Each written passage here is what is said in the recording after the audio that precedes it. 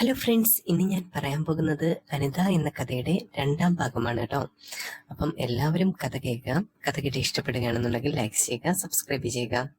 അപ്പം നമ്മൾ മുഷിപ്പിക്കാതെ നേരെ കഥയിലേക്ക് പോവാണ് കേട്ടോ.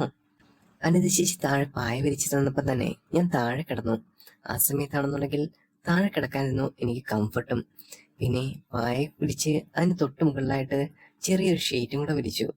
അത് പെട്ടെന്ന് നടുവേദനയും കാര്യങ്ങളും ഒന്നും വരാതിരിക്കാൻ വേണ്ടിയിട്ടാണ് അനിത ചേച്ചി അങ്ങനെ ചെയ്തതെന്ന് എനിക്ക് തന്നെ മനസ്സിലായി.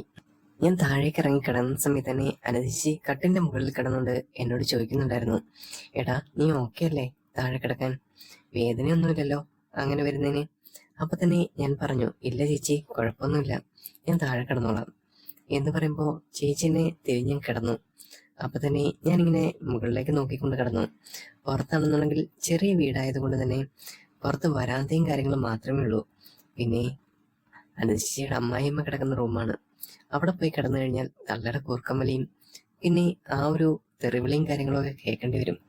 അതിനേക്കാൾ നല്ലതാണ് ഇവിടെ കിടന്നുറങ്ങുന്നത് എന്ന് വിചാരിച്ച് ഞാനിങ്ങനെ കിടക്കുന്ന സമയത്ത് പുറത്തെന്തോ അനങ്ങുന്ന ഒരു ശബ്ദം കേട്ടു. അനുദേച്ചി എന്തോ കണ്ണടച്ചെന്ന് തോന്നുന്നു. കാരണം മറ്റൊന്നുമല്ല, ചിലപ്പം ക്ഷീണമോ കാര്യങ്ങളോ എന്തെങ്കിലും ഉണ്ടായിരിക്കുമല്ലെങ്കിലോ എന്ന് ഞാൻ മനസ്സിൽ വിചാരിച്ചുകൊണ്ട് ഞാൻ പതുക്കെ എഴുന്നേറ്റു. അനുദേച്ചി കിടക്കുന്ന കട്ടിലിൽ പിടിച്ചുകൊണ്ടാണ് ഞാൻ എഴുന്നേറ്റത്. പക്ഷേ കട്ടിലിന് നല്ല കട്ടിയും ബലവും നീളവും എല്ലാം ഉണ്ടായത് കൊണ്ട് തന്നെ എണീറ്റപ്പോൾ കട്ടിൽ കുലുങ്ങിയിട്ടൊന്നുമില്ല. ഞാൻ പതുക്കെ എഴുന്നേറ്റ് അപ്പുറത്തേക്ക് പോയി നോക്കി ആരാണ് നടന്ന്. പെട്ടെന്ന് ഒരു നിഴല് കണ്ടു. ഞാൻ അവിടേക്ക് ചെല്ലുന്ന സമയത്താണെന്നുണ്ടെങ്കിൽ ആരോ ഒരാൾ അവിടെ ഇങ്ങനെ നിൽക്കുന്നു. ഇത് പരിചയമുള്ളൊരു മുഖമാണല്ലോ. അയ്യോ, ബാബുച്ചേട്ടൻ. പെട്ടെന്ന് ഞാൻ കണ്ടപ്പോൾ അമ്പരന്നു. ഞാൻ വിചാരിച്ചു കള്ളന്മാരാരെങ്കിലും അങ്ങനെ നുഴഞ്ഞു കയറിയതാണെന്ന് വിചാരിച്ചാണ് ഞാൻ എഴുന്നേറ്റത്.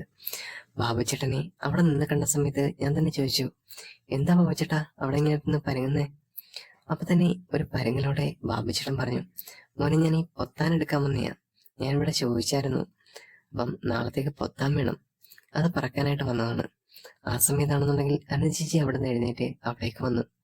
എന്റെ അടുത്തേക്ക് വന്ന സമയത്ത് തന്നെ അനിത ചേച്ചി തലയിലെ മുടിയൊന്ന് കെട്ടിവെച്ചതിന് ശേഷം അവിടെ നിന്ന് തന്നെ വിളിച്ചു പറഞ്ഞു, ആ പൊത്താനെല്ലാം എടുത്തോണ്ട് പൊക്കോട്ടോ എന്ന് മാത്രം അനിത ചേച്ചി ഒന്ന് പറഞ്ഞു.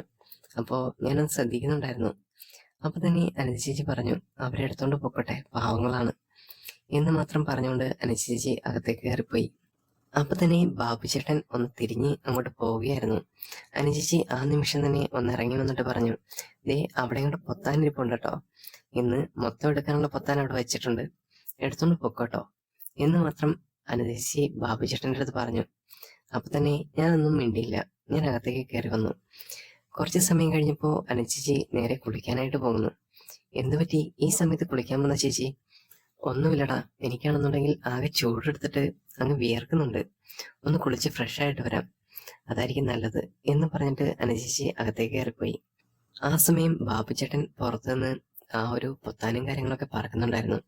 എനിക്കാണെന്നുണ്ടെങ്കിൽ കിടന്നുറങ്ങണമെന്നുണ്ട്, പക്ഷേ എന്തൊക്കെയോ കിടന്നുറങ്ങാൻ പറ്റാത്തൊരവസ്ഥ. ഞാൻ അങ്ങോട്ടും ഇങ്ങോട്ടെല്ലാം നടന്നു. ശേഷം ആ ഒരു പായൽ വന്നിരുന്നു. പതുക്കെ അവിടെ നിന്നിട്ടും ഉറക്കം കിട്ടുന്നില്ല എന്നുണ്ടപ്പോ അനുചേച്ചി കിടന്നിരുന്ന ആ കട്ടിലില് അതിന്റെ അറ്റത്തായിട്ട് കയറി കിടന്നു. ആ സമയത്ത് അനുചേച്ചി കുളിക്കാൻ പോയിരിക്കായിരുന്നു. അപ്പൊ തന്നെ കുറച്ചു നേരം കിടന്നു, കുറച്ചു നേരം ഇരുന്നു. അങ്ങനെ കുറെ നേരം അങ്ങനെ കഴിഞ്ഞ സമയത്ത് അനുചേച്ചി കുളിയും കഴിഞ്ഞ് ആ ഒരു സ്ഥലത്തേക്ക് വരുന്നു. ഞാൻ അകത്ത് നിൽക്കുന്ന കണ്ടപ്പം തന്നെ അനുചേച്ചി പറഞ്ഞു, എടാ ഞാൻ ഡ്രസ്സെല്ലാം ഒന്ന് മാറട്ടെ, നീ ഒന്ന് പുറത്തു വിട്ടോ എന്ന് പറഞ്ഞ് അനുചേച്ചി എന്നെ പുറത്തേക്ക് വിട്ടു. അപ്പൊ തന്നെ ഞാൻ അവിടെ നിന്ന് ഒന്ന് കറങ്ങിയ ശേഷം വന്നു. അപ്പോൾ അനുചേച്ചി ആണെന്നുണ്ടെങ്കിൽ ഒരു നൈറ്റ് ഡ്രസ്സും കാര്യങ്ങളൊക്കെ ഇട്ടിട്ടാണ് അങ്ങോട്ട് ഇറങ്ങി വരുന്നത്. അപ്പൊ തന്നെ ഞാൻ പറഞ്ഞു, അനുചേച്ചി മുടിയിൽ നിന്നും വെള്ളമൊക്കെ ഏറ്റി വീഴുന്നുണ്ട് ചേച്ചി, ഒന്ന് ശ്രദ്ധിക്ക് എന്ന് മാത്രം പറയുമ്പോൾ അനുചേച്ചി തല നന്നായിട്ടൊന്ന് തോർത്തേ. ശേഷം പുറത്തേക്ക് ഇറങ്ങി. ബാബുചേട്ടൻ ഓരോ കാര്യങ്ങളും എടുത്തു വെക്കുന്നുണ്ടായിരുന്നു. അനുചേച്ചി അതിനുവേണ്ടി സഹായത്തിനായിട്ട് അവിടെ നിന്നു. അപ്പൊ തന്നെ ഞാനും അവിടേക്ക് ചെന്നു. ശേഷം അനുചേച്ചി എൻ്റെ അടുത്ത് പറഞ്ഞു, നീ പൊക്കോ, കുഴപ്പമില്ല, ഉറങ്ങാനുണ്ടെങ്കിൽ നേരെ പോയി കിടന്നുറങ്ങിക്കോ എന്ന് മാത്രം എൻ്റെ അടുത്ത് പറഞ്ഞു. അപ്പൊ തന്നെ ഞാൻ വിചാരിച്ചു, എന്നാ പിന്നെ അകത്തേക്ക് ചെല്ലാം എന്ന് വിചാരിച്ച് ഞാൻ അകത്തേക്ക് ചെന്നു. അപ്പൊ തന്നെ അനുചേച്ചി പറഞ്ഞു, എടാ ഇവിടെ കത്തിച്ചു വെച്ചിരിക്കുന്ന മെഴുകുതിരി വെളിച്ചം അതങ്ങ് അണച്ചേരെ, അല്ലെങ്കിൽ അത് തീർന്നു കഴിഞ്ഞാൽ അത് പിന്നെ കിട്ടില്ലല്ലോ എന്ന് മാത്രം പറഞ്ഞു. അപ്പൊ തന്നെ ഞാൻ ജനലിന്റെ അരികിലുണ്ടായിരുന്ന മെഴുകുതിരി വെളിച്ചം അത് മൊത്തം അണച്ചു കളയുകയും ചെയ്തു. ശേഷം ആ മെഴുകുതിരി ഒരു സേഫ് ആയിട്ടുള്ള ഒരു പ്ലേസിൽ എടുത്ത് വെച്ചു. നീ കിടന്നോ കേട്ടോ എന്ന് മാത്രം അനുചേച്ചി അവിടെ നിന്ന് വിളിച്ചു പറഞ്ഞു. ശേഷം അനുചേച്ചി ബാബുച്ചേട്ടന് ഓരോ കാര്യങ്ങളും ചെയ്ത് സഹായിക്കാൻ കൊടുക്കുന്നുണ്ടായിരുന്നു. ഞാനാണെന്നുണ്ടെങ്കിൽ താഴെ വന്ന് കിടന്ന് ഇച്ചിരി നേരം ഒന്ന് ഉറങ്ങി. അപ്പൊ തന്നെ വിറകിന്റെ എന്തോ ശബ്ദം കേട്ടിട്ടാണ് ഞാൻ എഴുന്നേക്കുന്നത്. വീണ്ടും ഞാൻ അവിടേക്ക് ചെന്നപ്പോൾ അത് പണിയൊന്നും കഴിഞ്ഞിട്ടില്ലായിരുന്നു. വീണ്ടും അവിടെ തന്നെ അവരിങ്ങനെ നിൽക്കുന്നുണ്ടായിരുന്നു. ആ സമയം അനുചേച്ചി എന്നോട് ഒന്നുകൂടി പറഞ്ഞു, നീ പോയി കിടന്ന് ഉറങ്ങിക്കോ കുട്ടി, ഇല്ലെന്നുണ്ടെങ്കിൽ രാവിലെ എഴുന്നേക്കുന്ന കാര്യങ്ങൾ നടക്കത്തില്ല, സമയം ഒരുപാടായില്ലേ എന്ന് പറയുമ്പോൾ ഞാൻ വീണ്ടും ഒന്ന് പോയിട്ട് വന്നു. അങ്ങനെ എല്ലാം കഴിഞ്ഞതിന് ശേഷം അനുചേച്ചി ഒന്ന് ഫ്രീ ആയിട്ട് അങ്ങോട്ട് വന്നു. എടാ, നന്നായിട്ട് വിയർത്തിട്ടെന്ന് തോന്നുന്നു, ആകെ പുറത്തുനിന്ന് നല്ല ചൂടും കാര്യങ്ങളും അല്ലായിരുന്നോ, ഞാൻ ഒന്നുകൂടെ ഒന്ന് മേല് കഴുകിയിട്ട് വരാം എന്ന് പറഞ്ഞ് അനുചേച്ചി അങ്ങോട്ട് പോയി. എന്തുവാ ചേച്ചി ഇത്, ഉറങ്ങൊന്നും വേണ്ടേ എന്ന് ഞാൻ ചുമ്മാ ഒന്ന് തമാശയ്ക്ക് പറഞ്ഞു. അനുജി ചേച്ചിക്കാണെന്നുണ്ടെങ്കിൽ ചില സമയത്ത് ഉറക്കവും കാര്യങ്ങളൊന്നുമില്ല എന്ന് എനിക്ക് തോന്നിപ്പോവും. കാരണം അതുപോലെയാണ് ചില സമയത്തെ കാട്ടിക്കൂട്ടലുകളും കാര്യങ്ങളൊക്കെ. ആ സമയത്താണെന്നുണ്ടെങ്കിൽ അനുജി ചേച്ചി അവിടെ നിൽക്കുന്ന സമയത്ത് ഞാനും അങ്ങോട്ട് ചെന്നു. തോർത്തും കാര്യങ്ങളും എല്ലാം എടുത്തു കൊടുത്തത് ഞാനാണ്. എടാ, നീ പോയി കിടന്ന് ഉറങ്ങിക്കൊണ്ടേ കുട്ടാ, ഈ രാത്രിയിലാണെന്നുണ്ടെങ്കിൽ എന്നെ ഹെൽപ്പ് ചെയ്യാൻ ഇങ്ങനെ നിൽക്കണ്ട എന്ന് മാത്രം അനുജി ചേച്ചി എൻ്റെ അടുത്ത് പറഞ്ഞു. ഞാനിവിടെ നിന്നോളാം, എനിക്ക് പ്രശ്നമൊന്നുമില്ല, ചേച്ചി പോയി റെഡി ആയിട്ട് വാ എന്ന് പറഞ്ഞ് ഞാൻ ആ ഒരു സ്ഥലത്തിന്റെ സോഫയിൽ ഇങ്ങനെ കയറിയിരുന്നു. അങ്ങനെ അനുജി ചേച്ചി വീണ്ടും ഒന്ന് മേലെല്ലാം കഴുകി ഒന്ന് ഫ്രഷ് ആയിട്ട് വന്നു. അത് വേറെ ഒന്നും കൊണ്ടല്ല, പുറത്ത് നിന്ന് കഴിഞ്ഞാൽ നല്ല ചൂടുണ്ട്, ഒന്ന് നിന്നാ മതി, നല്ല വിയർത്തു പോകും, മനുഷ്യന്മാരാണല്ലോ.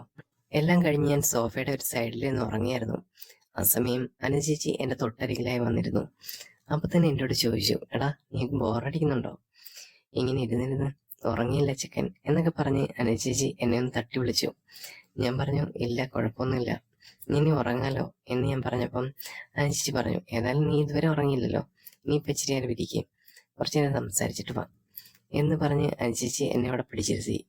ഞാൻ പെട്ടെന്ന് അനുജി ചേച്ചി എടുത്ത് ചോദിച്ചു, ഇതെന്താ ഇന്ന് രാത്രി തന്നെ ബാബുച്ചേട്ടൻ ഈ പൊത്താനും കാര്യങ്ങളൊക്കെ എടുക്കാൻ വന്നേ? അത് അവരുടെ വീട്ടിലേക്ക് സാധനങ്ങളൊക്കെ വേണോടാ, അപ്പൊ നാളെ രാവിലെ അങ്ങനെ കിട്ടത്തില്ലല്ലോ, അതുകൊണ്ടാണ് ഇന്ന് രാത്രി വന്ന് എടുത്തുകൊണ്ട് പോയത്. നാളെ അവർക്ക് എന്തോ പരിപാടിയും കാര്യങ്ങളൊക്കെ ഉണ്ട് വീട്ടില്, അതുകൊണ്ടാ. ആ ശരി എന്ന് പറഞ്ഞ് ഞാൻ അവിടെ നിന്ന് എഴുന്നേറ്റു. ശേഷം അനിത ചേച്ചി എൻ്റെ അടുത്ത് പറഞ്ഞു, ദേ അവിടെ പോയി കിടന്ന് ഉറങ്ങാൻ നോക്ക് എന്ന് പറഞ്ഞ് എന്നെ കൊണ്ട് പറഞ്ഞു വിട്ടതും ചേച്ചിയും വന്ന് അവിടെ കയറി കിടന്നു. അപ്പൊ തന്നെ ഞങ്ങൾ രണ്ടുപേരും നന്നായിട്ട് കിടന്നങ്ങ് ഉറങ്ങിപ്പോയി. കാരണം നല്ല ക്ഷീണം ഉണ്ടായിരുന്നല്ലോ. ഉറക്കത്തിനിടയിൽ അനിത ചേച്ചി എന്തൊക്കെയോ പിച്ചും പെയ്യും ഒക്കെ പറയുന്നുണ്ടായിരുന്നു. ആ സമയത്താണെന്നുണ്ടെങ്കിൽ എനിക്ക് ചിരി വരുമായിരുന്നു ആദ്യമൊക്കെ. പിന്നാണെന്നുണ്ടെങ്കിൽ ഞാനാണെന്നുണ്ടെങ്കിൽ അതെല്ലാം കേട്ടിങ്ങനെ ഇരുന്നു. അങ്ങനെ കുറേ സമയം കഴിഞ്ഞപ്പോൾ ഞാൻ ആ മെല്ലെ കട്ടിലിൽ പിടിച്ചെഴുന്നേറ്റു. എന്നിട്ട് ചേച്ചി ഒന്ന് തട്ടി വിളിച്ചു, അനിത ചേച്ചി ഇങ്ങനെ പിച്ചും പെയ്യൊന്നും പറയല്ലേ, എന്തൊക്കെയോ പറയുന്നുണ്ട്, പിന്നെ ചെറിയൊരു കൂർക്കമ്പലി ഉണ്ട് കേട്ടോ എന്ന് ഞാൻ അനിത ചേച്ചി എടുത്ത് പറഞ്ഞു. ചേച്ചിയാണെന്നുണ്ടെങ്കിൽ അതൊന്നും മൈൻഡ് ചെയ്യാതെ എന്തൊക്കെയോ പുലപുലാന്ന് പറയുന്നുണ്ടായിരുന്നു. അപ്പൊ തന്നെ ഞാനൊന്ന് മാറി നിന്നു. അങ്ങനെ കുറച്ച് സമയം അനിത ചേച്ചി ഉപദേശിച്ച് ഞാൻ ആ കട്ടിൽ തന്നെ ഇരുന്ന് ഉറങ്ങിപ്പോയി. അങ്ങനെ ഉറക്കം എഴുന്നേക്കുന്ന സമയത്താണെന്നുണ്ടെങ്കിൽ ഞാൻ കിടക്കുന്നത് അനിത ചേച്ചിയുടെ കാലിൻ്റെ അടുത്ത് തന്നെയാണ്. പെട്ടെന്ന് അനിത ചേച്ചി കാല് പിടിച്ചിങ്ങനെ മാറ്റി. അപ്പോഴാണ് ഞാൻ എഴുന്നേക്കുന്നത്. ശോ, നീ ഇന്നലെ ഉറങ്ങിയില്ല എൻ്റെ ചെക്ക എന്ന് അനിത ചേച്ചി എൻ്റെ അടുത്ത് ചോദിക്കുന്ന സമയത്ത് ഞാൻ തന്നെ പറഞ്ഞു, ചേച്ചിയുടെ കൂർക്കമ്പലിയും കാര്യങ്ങളൊക്കെ ഉണ്ടായിരുന്നു, അപ്പം അത് ഒന്ന് കുറയ്ക്കാൻ വേണ്ടിയിട്ട് ഞാനിവിടെ കയറിയിരുന്നതാണ് എന്ന് മാത്രം അനിത ചേച്ചിയോട് ഞാൻ പറഞ്ഞു. ശോ പോട്രാ, എനിക്ക് ചില സമയത്ത് ഇങ്ങനെ ഉള്ളതാ, പിന്നെ ഇതിങ്ങനെ കൺട്രോൾ ചെയ്ത് പോന്നു എന്ന് മാത്രമേ ഉള്ളൂ, നീ വന്നുകൊണ്ട് നിനക്ക് ആ അനുഭവം കിട്ടി എന്ന് അനുചേച്ചി എൻ്റെ അടുത്തൊരു ചിരിയോടെ പറഞ്ഞു. അപ്പം തന്നെ ഞാൻ പറഞ്ഞു, കുഴപ്പമൊന്നുമില്ല, എനിക്ക് ഇന്നലെ നല്ല ഉറക്കം കിട്ടിയിട്ടുണ്ട്, പിന്നെയാണെന്നുണ്ടെങ്കിൽ ഇടയ്ക്ക് ഇങ്ങനെയുള്ള പ്രശ്നങ്ങളൊക്കെ ഉണ്ട് ചേച്ചി. ഏതായാലും നീ എഴുന്നേക്ക്, ഞാൻ അതിൽ നിനക്ക് ചായ തരാം എന്ന് പറഞ്ഞ് അനുചേച്ചി അടുക്കളയിലേക്ക് പോകുന്നുണ്ടായിരുന്നു. അപ്പം തന്നെ ഞാനും എഴുന്നേറ്റ് ആ പായ ഒന്ന് തീർത്ത് വെച്ചിട്ട് ശേഷം അനുചേച്ചി പോകുന്ന സ്ഥലത്തിലേക്ക് ചെന്നു. ഇന്ന് സ്പെഷ്യലായിട്ട് എന്തെങ്കിലും അനുചേച്ചി കാപ്പിക്ക് ഉണ്ടാക്കുന്നുണ്ടോ? ചുമ്മാ ഞാനിങ്ങനെ ചെന്ന് ചോദിക്കുമ്പോൾ വേറെ ഒന്നുമില്ലടാ, പുട്ടും കടലയും നമുക്ക് ഉണ്ടാക്കാം, അതല്ലേ നല്ലത് എന്ന് അനുചേച്ചി എൻ്റെ അടുത്ത് പറഞ്ഞു. പെട്ടെന്ന് അനുചേച്ചി എൻ്റെ മുഖത്തേക്ക് നോക്കിയിട്ട്, എടാ നിനക്ക് ഏതൊക്കെ ഇഷ്ടമുള്ള സാധനങ്ങളൊക്കെ അതൊക്കെ ഞാൻ ഉണ്ടാക്കി തരാമല്ലോ. അങ്ങനെ അത് പറഞ്ഞുകൊണ്ട് എന്തോ ഒരു കലം എടുക്കുന്ന സമയത്തായിരുന്നു അനുചേച്ചിക്ക് നടുവൊന്ന് ഉളക്കിയത്. അയ്യോ എന്ന് മാത്രം ഒന്ന് വിളിച്ചു. പെട്ടെന്ന് ഞാൻ അവിടേക്ക് ഓടിച്ചതിന് ശേഷം അനുചേച്ചിയെ ഒന്ന് പിടിച്ചു പൊക്കി. എന്തു പറ്റി എന്ന് ചോദിക്കുമ്പം നടു നല്ല വേദനയടാ എന്ന് മാത്രം അനുചേച്ചി പറഞ്ഞു. ഞാൻ പതുക്കെ ഇങ്ങനെ ചെയ്യേണ്ട ആവശ്യമുണ്ടായിരുന്നോ, വാ അവിടെ കൊണ്ട് കിടത്താം എന്ന് പറഞ്ഞുകൊണ്ട് അനുചേച്ചിയെ ഞാൻ പിടിച്ചുകൊണ്ട് നടന്നു. എന്തൊരു വേദനയായിരുന്നു അത്.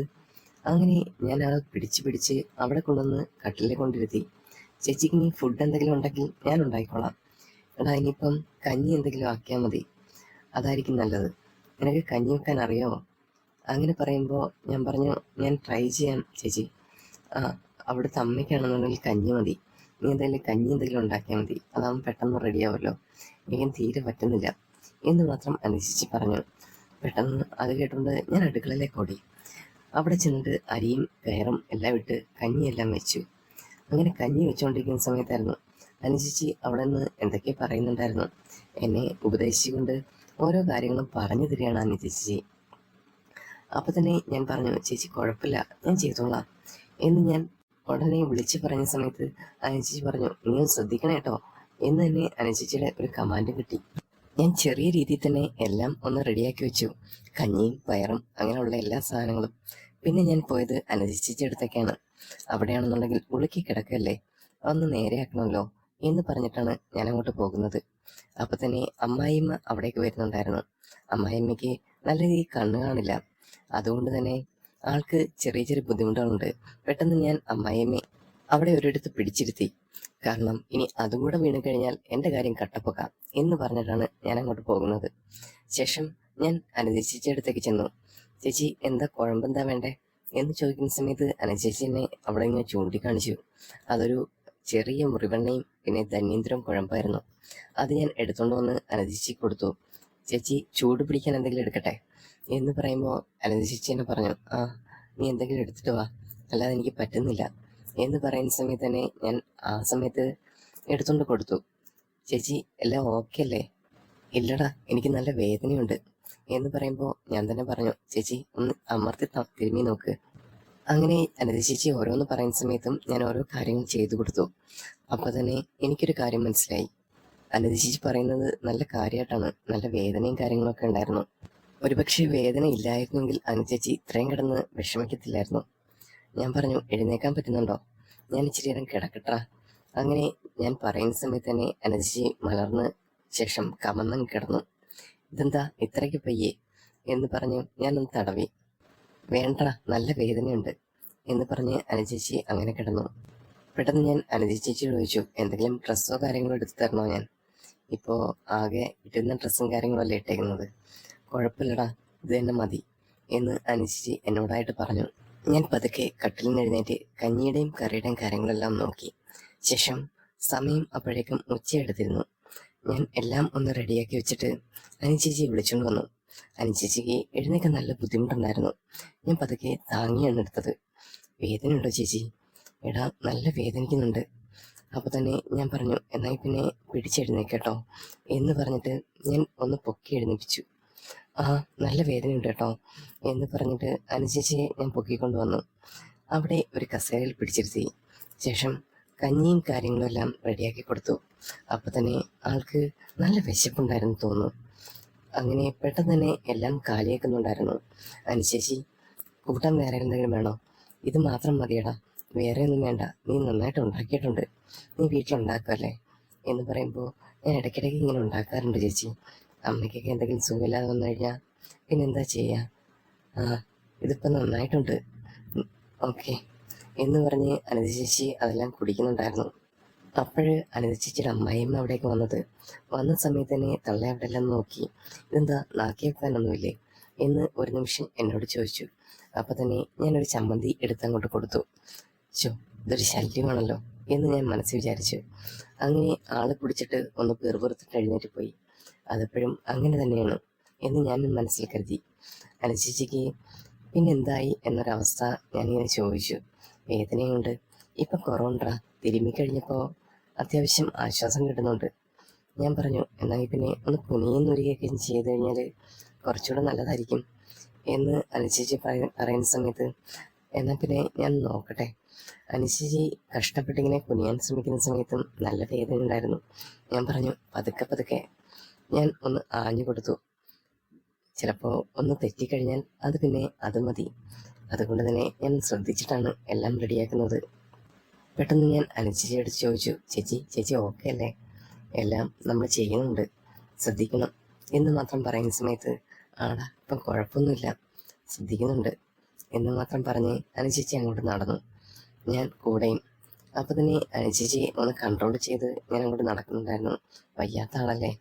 ഒരു വിധത്തിൽ അനുചേച്ചിയെ കൊണ്ടുവന്ന് ഞാൻ ബെഡിലിരുത്തി. ശേഷം ഞാൻ അവിടെ ഇരുന്നു, എങ്ങനെയുണ്ടെന്ന് അവസ്ഥ അറിയാൻ. ഏതായാലും അമ്മ ഇന്നലെ എന്നെ പറഞ്ഞു വിട്ടത് നന്നായി. ഇവിടെ നിന്ന് വന്നില്ലായിരുന്നെങ്കിൽ അനുചേച്ചി ഇന്ന് കുഴഞ്ഞു പോയനല്ലേ. ആടാ നീ വന്നത് ശരിയാണ്, അത് നന്നായി. അല്ലെന്നുണ്ടെങ്കിൽ നടുവുടുക്കി ഞാനിവിടെ കിടക്കേണ്ടി വന്നേനെ. പെട്ടെന്ന് ഞാൻ അനുചേച്ചിയോട് ചോദിച്ചു, ഇത് ഇപ്പം തന്നെ വന്നൊരു നടുവുളുക്കല്ലേ? ഇന്നലെ തൊട്ടെയാണെന്നുണ്ടെങ്കിലും ചേച്ചി ഒരുപാട് ജോലി ചെയ്യുന്നുണ്ടായിരുന്നു. ചിലപ്പോൾ അതെന്തെങ്കിലും ഗ്യാസ് കയറി പിടിച്ചതാണെങ്കിലോ? നമുക്ക് ഇച്ചിരി ജീരക വെള്ളമോ അങ്ങനെ എന്തെങ്കിലും ഇട്ടുകൊണ്ട് വരട്ടെ എന്ന് ഞാൻ അനുചേച്ചിയോട് ചോദിക്കുമ്പോൾ, മതിയടാ, ഇപ്പം ഇന്നലത്തെ ആ ഒരു എഫക്റ്റും കാര്യങ്ങളൊക്കെ ഉണ്ടായിരിക്കും. ഇന്നലെ ഞാൻ ഒരുപാട് ജോലി ചെയ്തിട്ടുണ്ടായിരുന്നു, അതൊക്കെ അതിൻ്റെയൊക്കെ ഒരു എഫക്റ്റ് ഉണ്ട്, അതായിരിക്കും കയറി പിടിച്ചത് എന്ന് തന്നെ അനുചേച്ചി എൻ്റെ അടുത്ത് പറഞ്ഞു. ഞാനും അതാലോചിച്ചു. എന്നാൽ പിന്നെ അനുചേച്ചി കുടിക്കാനൊരു ഇച്ചിരി ചൂടുവെള്ളം തിളപ്പിച്ച് തരട്ടെ? അതാകുമ്പോൾ ചൂടുവെള്ളം ചെന്ന് കഴിഞ്ഞാൽ ശരീരത്തിന് നല്ലൊരു ആശ്വാസം കിട്ടും, വേദനയും കാര്യങ്ങളൊക്കെ കുറയാൻ അത് മതിയായിരിക്കും എന്ന് ഞാൻ അനുചേച്ചിയോട് പറഞ്ഞു. അപ്പോൾ തന്നെ ചേച്ചി പറഞ്ഞു, എന്നാൽ പിന്നെ അങ്ങനെ ആയിക്കോട്ടെ, എന്തായാലും എനിക്ക് വേദന സഹിക്കാൻ പറ്റുന്നില്ല. ഇപ്പോൾ എന്തൊക്കെയായാലും ചെറിയ കുറവും കാര്യങ്ങളും ഉണ്ട് മരുന്നിട്ടതിന് ശേഷം. ഇപ്പം നീ എന്തെങ്കിലും ചെയ്യുകയാണെന്നുണ്ടെങ്കിൽ അതായിരിക്കും നല്ലത് എന്ന് തന്നെ അനുചേച്ചി എൻ്റെ അടുത്ത് പറഞ്ഞു. ഞാൻ ആ സമയത്ത് അവിടെ പോയിട്ട് ഗ്യാസിൽ ചെറിയ ചൂടുവെള്ളം തിളപ്പിച്ചു. വീട്ടിലാണെങ്കിൽ ഇതൊന്നും ചെയ്യാത്ത ഞാനായിരുന്നു. ഇപ്പോഴാണ് അനുചേച്ചിക്ക് വേണ്ടിയിട്ട് ഇതെല്ലാം ചെയ്യുന്നത്. എന്തൊക്കെയായാലും ചേച്ചിക്ക് വേണ്ടിയിട്ടല്ലേ, ചെയ്തു കൊടുത്തേക്കാം എന്ന് തന്നെ ഞാൻ മനസ്സിൽ കരുതി ഇതെല്ലാം ചെയ്യാൻ തുടങ്ങി. അപ്പോൾ തന്നെ ചേച്ചിക്ക് ഒരാശ്വാസവും കാര്യങ്ങളൊക്കെ ഉണ്ടെന്ന് എൻ്റെ അടുത്ത് വിളിച്ചിട്ട് പറഞ്ഞു. ഞാൻ അവിടേക്ക് നോക്കി. ശേഷം ചെന്നതിന് ശേഷം ചോദിച്ചു, ഞാൻ എഴുതിപ്പിക്കണ്ടേ?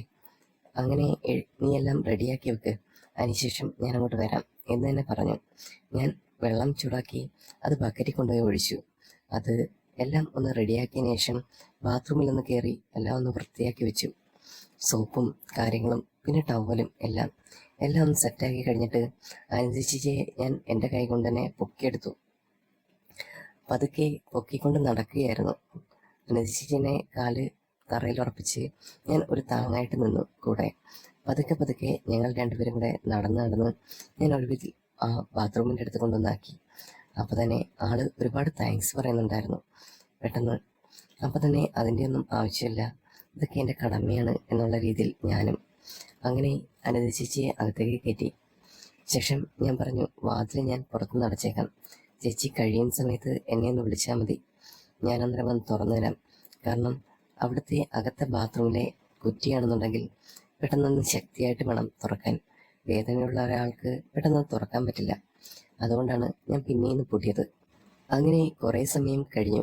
ഞാൻ ആ സോഫയിൽ തന്നെ ഇരുന്നു.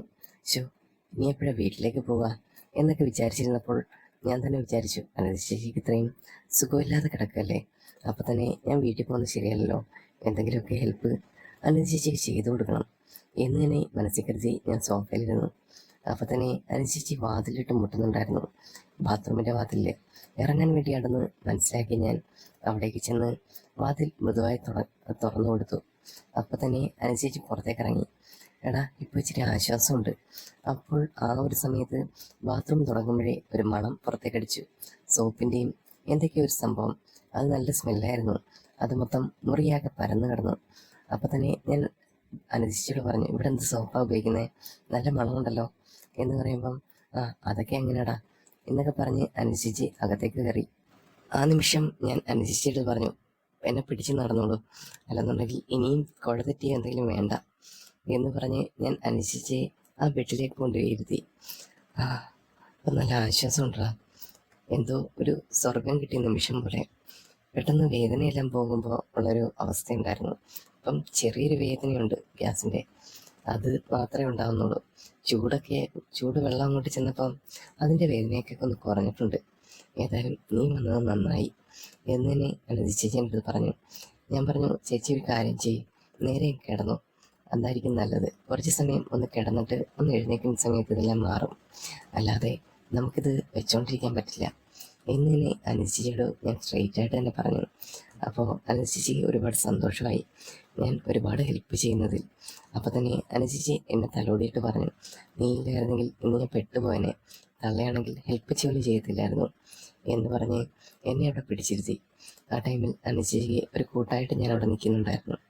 ഈ ഒരു കഥയുടെ അടുത്ത ഭാഗം ഉടൻ തന്നെ അപ്ലോഡ് ചെയ്യുന്നതായിരിക്കും. അപ്പം കഥ കേട്ട എല്ലാവർക്കും നന്ദി. ഇനി ഈ ഒരു കഥയുടെ അടുത്ത പാട്ട്, അതായത് 3rd പാർട്ട് ഉടൻ തന്നെ അപ്ലോഡ് ചെയ്യും. എല്ലാവരും സബ്സ്ക്രൈബ് ചെയ്യുക, കമൻറ്റ് ചെയ്യുക, ലൈക്ക് ചെയ്യുക. അപ്പം എല്ലാവർക്കും എന്നെ കേട്ടുന്ന എല്ലാവർക്കും നന്ദി കേട്ടോ.